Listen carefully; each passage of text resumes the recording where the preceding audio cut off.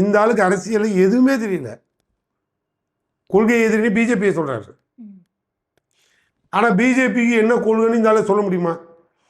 பிஜேபிக்கு என்ன கொள்கைன்னு முதல்ல இவரை சொல்லுங்கள். பிஜேபி எதுக்குற விஜய்க்கு எதுக்காக எதுக்குறோன்னு இவரை சொல்லுங்கள். இந்த ரெண்டையும் சொல்லுங்கள். நம்ம அடுத்த முடிவுக்கு போயிடலாம். இந்த ரெண்டுமே அவருக்கு என்னன்னு தெரியாது. ஆனால் கொள்கை எதிரின்னு ஒரு கோட்பாடை வச்சுட்டாரு.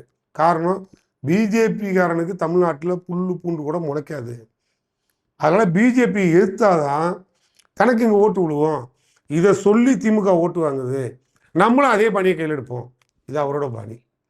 அது கூட போகல, அதை விட்டுருங்க. ஏன்னா அந்த இடத்துல திமுக இருக்குது.